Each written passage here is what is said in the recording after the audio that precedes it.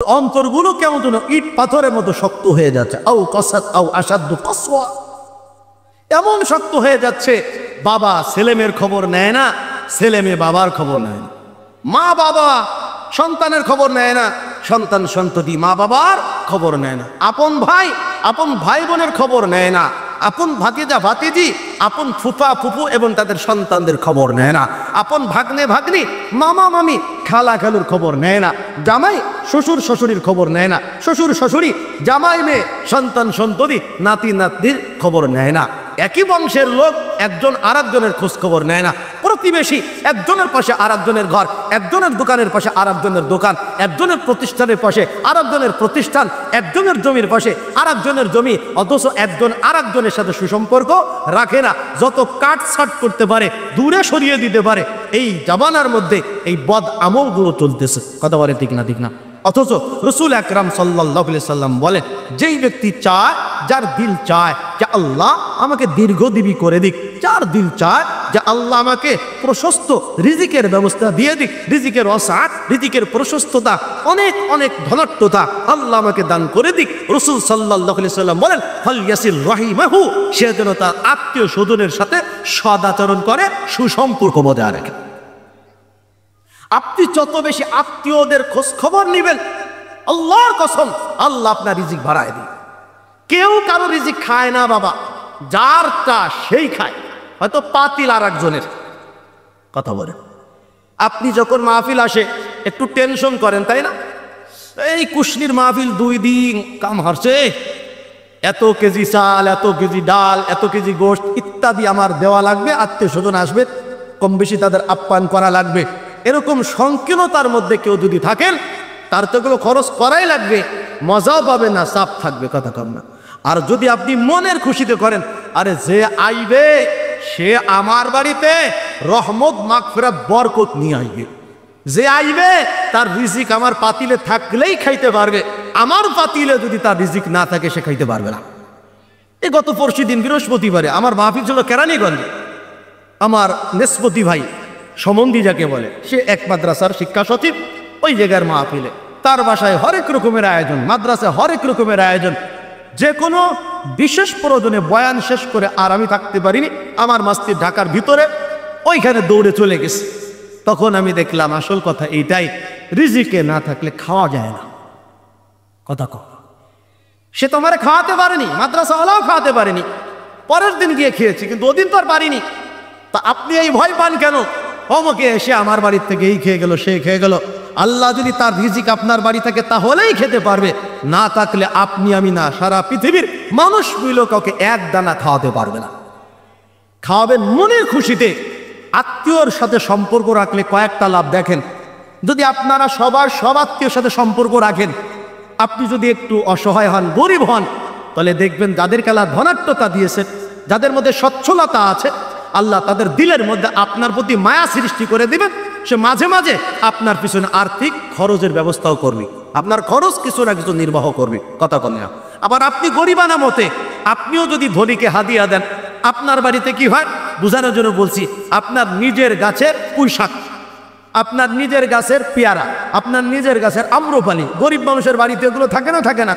একদম কাঁচা মরিচ, সুন্দর সুন্দর মরিচ, এরকম কিছু টুপলাই করে, টুপলাই বললাম আঞ্চলিক ভাষা, ছোট্ট ব্যাগে করে বেঁধে আপনি বড় লোকের বাড়ি নিয়ে গেলেন। ভাইজান একদম টসটসা, আমার বাড়ি কি আপেল, বাংলা আপেল, গিরো আপেল, তোর বাড়ি আবার আপেল গাছ করতে গেল, কারে টমেটো, ফরমালিন মুক্ত টমেটো। এ দেখেন ভাইজান, আমাদের জাংলা থেকে আপনার ধুন্দুল নিয়ে আসছি, আপনার জন্য আনাস নিয়ে আসছি, আপনার জন্য পুঁইশাক নিয়ে আসছি, আর বর্ণির বরের একদম কলকলা কই মাছ নিয়ে আসছি। এই দেখেন একটা মাত্র কোন রকম ভেসালে বা এই যে জালে উঠছিল, একটা মাত্র রুই মাছ, বহুত কষ্ট করে ভাই তারে হাতে পায়ে ধইরা আমার আত্মীয় বাড়ি ঢাকায় যাব, অমুক বাড়ি যাব, এ নিয়ে আসছি। তা আপনি সর্বসাকুল্যে হয়তো খরচ করবেন 1000-2000 টাকা, আল্লাহ যদি তার দিলের মধ্যে প্রশস্ততা দেয়, সে আপনার পিছনে খরচ করে 5000 টাকা, ফেরার সময় ভাড়াও দিবে। আবার অন্যভাবে এগুলো নিয়ে যাও, তোমার ছেলে না স্কুলের ফি বাকি, তোমার না ছেলে মাদ্রাসা পড়ে, ওরে এই দিও তা দিও, আল্লাহর মেহেরবানি এটা দেয়। সম্পর্ক থাকলে আল্লাহ দিলের মধ্যে মায়া তৈরি করে দেয়। কথা বলেন ঠিক না? ঠিক না? তাহলে আমরা আজ থেকে এতটুকু নিয়াত করি, আত্মীয়তার সম্পর্ক ছিন্ন করব না। আত্মীয়তার সম্পর্ক ছিন্ন করলে অনেক ক্ষতি আছে বাজাল, তার মধ্যে সবচেয়ে বড় একটা ক্ষতির কথা বলে দেয় যাতে ভয় পান, সেটা হলো রাসূল সাল্লাল্লাহু আলাইহি সাল্লাম বলে লা ইয়াদখুলুল জান্নাতা কাওয়াতিউর রাহিমিন, আত্মীয়তার সম্পর্ক যারা ছিন্ন করে তারা জান্নাতে যাবে না। এখন বলেন জান্নাতে যাবেন না যাবেন না, তাড়াতাড়ি বলেন আজার হয়ে যাবে, জান্নাতে যাবেন না যাবেন না? কে কে জান্নাতে যাইতে চান দেখি তো মাশাআল্লাহ। তাহলে সবাই জান্নাতে যাইতে চান, তাহলে রাসূল সাল্লাল্লাহু আলাইহি সাল্লাম যে বললেন যারা আত্মীয়তার সম্পর্ক রাখে না তারা জান্নাতে যাবে না, তাহলে জান্নাতে যা আটকে যাচ্ছে না অনেকের। অনেক ছেলে ফেলে আছে জীবনে বহুত দিন হয়ে গেছে আব্বার আব্বা কয় না। হ্যাঁ হ্যাঁ, আপনার কাছে কেমন লাগলো কথাটা? এটা বাস্তব বলছি। কিছু ছেলে ফেলে আছে আব্বার আব্বা কয়, আব্বা যদি উত্তর দিকে হাঁটে হে দক্ষিণ দিকে হাঁটে, বাবে পূর্ব দিকে সে পশ্চিম দিকে হাঁটে, আছে না নাই বাজান? ও সন্তান শোনো, আজকে তোমার অস্তিত্ব তোমার বাবার কারণে, তোমার অস্তিত্ব এই মায়ের কারণে। আব্বা আম্মার কষ্টের ফসল তুমি, তাদের অবদানে আজকে তুমি সমাজের নেতৃত্ব দিচ্ছ। অর্থের ঝনঝনানি তোমার কাছে, সালাম ঠকে মানুষ তোমাকে, এর পিছনে সবচেয়ে বড় অবদান আব্বা আম্মার। আব্বা আম্মাকে তুমি খাদ্য দেও চাই না তাও, তাদেরকে আর্থিক সহযোগিতা করো আর না করো, ওই আব্বা কিন্তু যখনই সুযোগ হয় আল্লাহর দরবারে অন্তত এতটুকু বলে, আল্লাহ আমার সোনা, আমার মনি, আমার সন্তানকে তুমি বিপদে ফেলো না, আল্লাহ সুখে রেখো, ওদেরকে উত্তম রিজিক দিও, দুনিয়াতে ভালো রেখো, আখেরাতে ভালো রেখো। এ কথা আব্বা মা বলবেই বলবে যে আমার জন্য আল্লাহ রসুলের পরে সবচেয়ে বড় আপনজন, কেন আমি তার সাথে সুসম্পর্ক রাখবো না?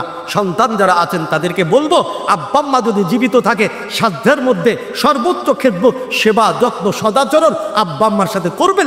যাদের মা বাবা মারা গেছে অন্তত ওই আব্বা আম্মার কবর জিয়ারত করবেন, তাদের জন্য মাঝে মাঝে দান ও সদকা করবেন, তাদের জন্য ইসালে সওয়াবের জন্য সূরা ইখলাস 3 বার পড়লেন, সূরা ইয়াসিন পড়লেন, কোরআন খতম করলেন, ভালো কাজ করে করে নফল ইবাদত, এগুলোর সব ওই মৃত আব্বা আম্মার নামে বকশে দিবেন যেন আল্লাহ তাদেরকে মাফ করে দেন। পারবেন তো ইনশাআল্লাহ? আপন ভাই আপন ভাইয়ের সাথে মারামারি আছে না নাই? কি নিয়ে মারামারি লাগছে কন্ত? জমি নিয়ে। কতটুকু? আধা হাত। মানে এক ভাই একটা জায়গায় বাড়ি করছে, এখন যখন মেপে বাড়ি করেছিল তখন মাপ ঠিক ছিল, ওই জায়গাটুক তার বলেই সাব্যস্ত হয়েছে। পরের আমিন বা পরে যারা জমি মাপে, এই পরের মাপে দেখা গেছে তার ভিতরে আধা হাত কি ঢুকে গেছে। এখন আপনি করা করে অত শত বুঝি না, তোর বাড়ি বাং কি আছে না, এতে কি সম্পর্ক থাকবে? টিকবে? বরং তার এ কথা বলা, ভাই তো ও ভাই দেখ আমার জমিতে এতটুকু, এখন তুমি যেহেতু ঘর করে ফেলছিল বিল্ডিং, এই করা যদি ভেঙে ফেলো তাহলে তোমার বিল্ডিং পড়ে যাবে।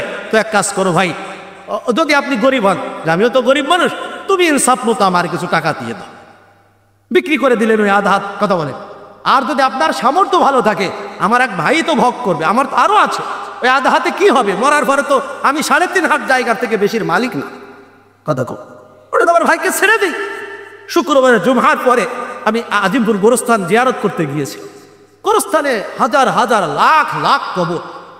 আমি তো কোন আশপাশের বিল্ডিংগুলো দেখি আর এই কবরের দিকে তাকাই, আর মনের মধ্যে এই কথাটা আসছে, এই জন্য বললাম আছে আমার 1 মিনিট, যে এই যে বড় বড় বিল্ডিং এরাও একদিন মারা যাবে, কথা বলি, এরা একদিন মারা যাবে। ওই মানুষগুলো এইরকম আজিমপুর গোরস্থান অথবা এইরকম কোন গোরস্থানের কবরের মধ্যে তাদেরকে মাটি দেওয়া হবে। আবার ওই কবরস্থানে দেখলাম বিভিন্ন জায়গায় রাস্তার অলিতে গলিতে মোড়ে ভিক্ষুকেরা বসে বসে বলছে, বাহ ভাই কাকা আমার 2টা টাকা দেন, আমার একটু সাহায্য করে।